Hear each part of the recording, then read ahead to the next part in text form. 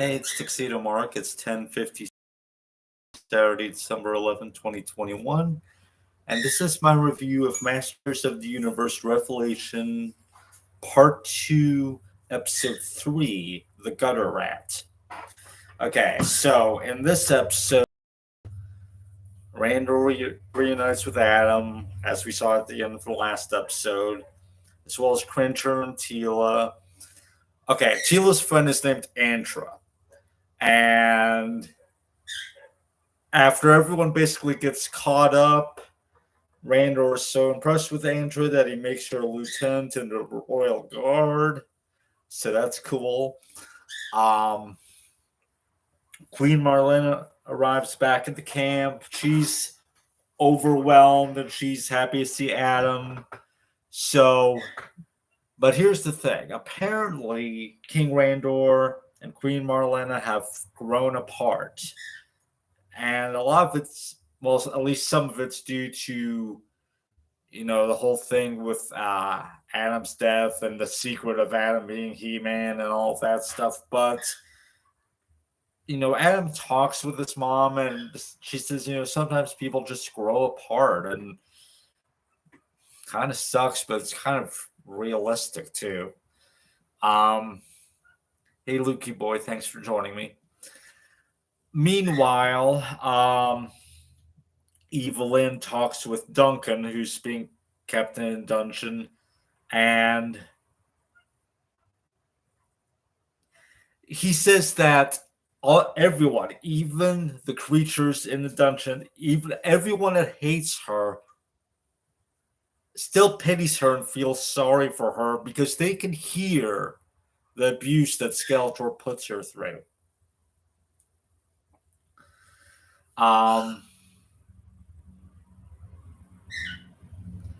She wants him to tell her about the sorceress, and he says that the sorceress was the greatest person that he ever knew, and she's like, I'll be better, and anyway.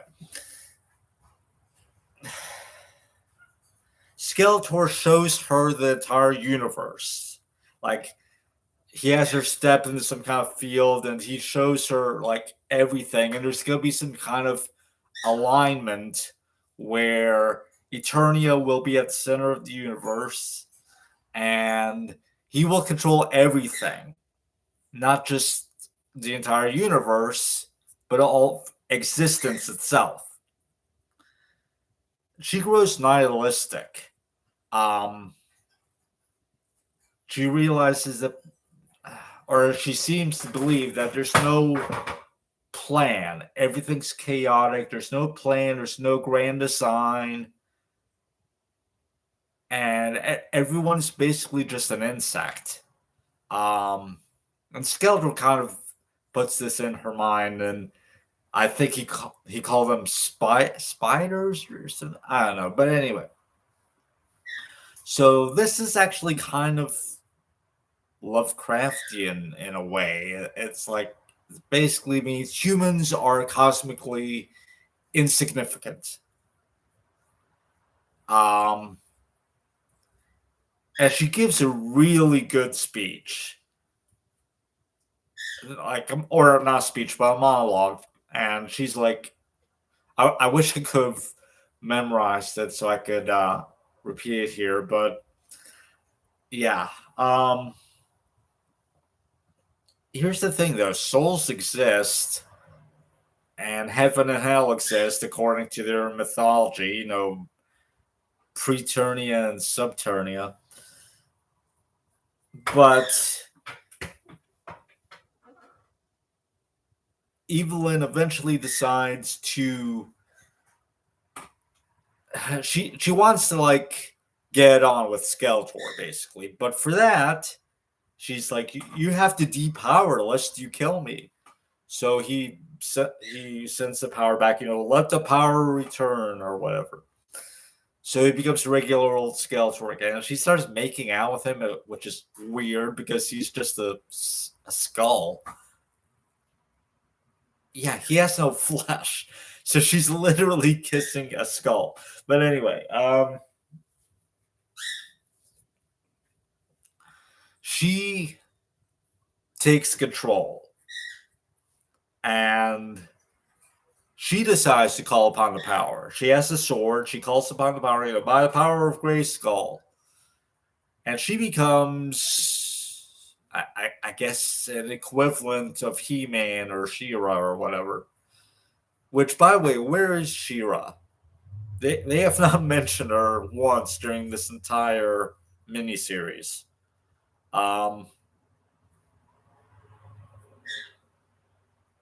Oh, and there's this one bit where Adam and He-Man, or Adam and He-Man, Adam and Teela are talking. He realizes she has resented him, and she hates that he's kept secrets, and he is about to tell her that the sorceress is her mother, but she knows. So she says it right away. She's like, maybe I've always known. Maybe being here in the Mystic Mountains has revealed to me. And she knows. He's like, I could have told you earlier. You could have gotten to know her. And she's like, she could have told me herself. So, yeah.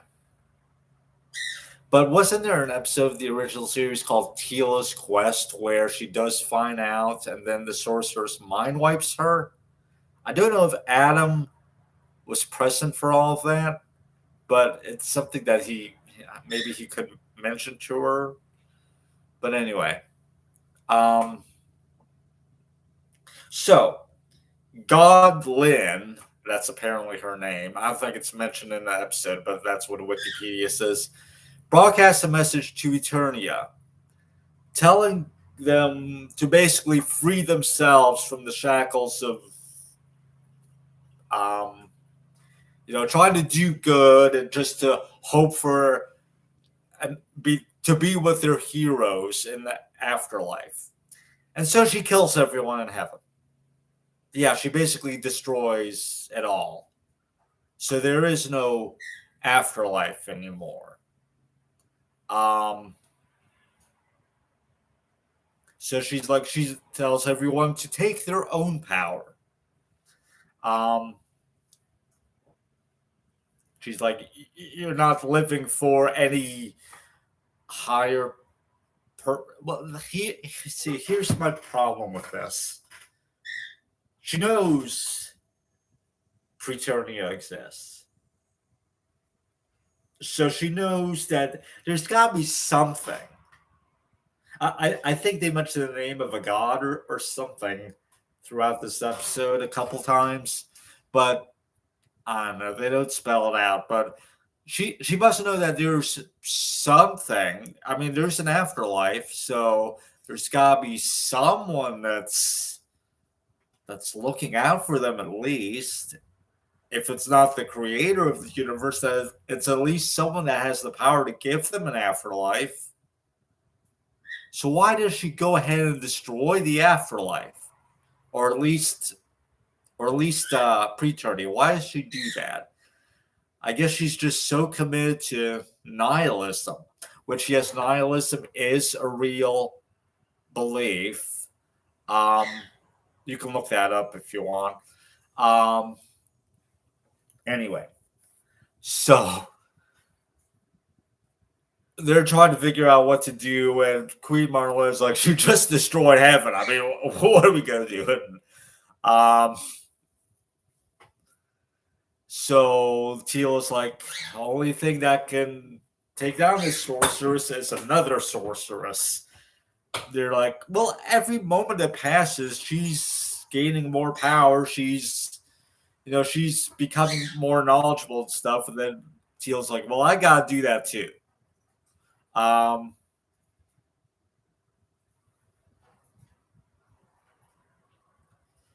So then Skeletor shows up. And he's like, well, what are you waiting for? Invite me in. Well, the guards bring him there. He doesn't just barge in, but he's like, invite me in like he's a vampire or something. So apparently Skeletor is going to work with them to take down Evelyn. I would have preferred it if it's the other way around. That like Evelyn joins them to take down Skeletor. That's what I would have hoped for anyway. That's what I was hoping for. But no, apparently Evelyn is gonna be the main antagonist for these final 2 episodes. We'll see how this goes.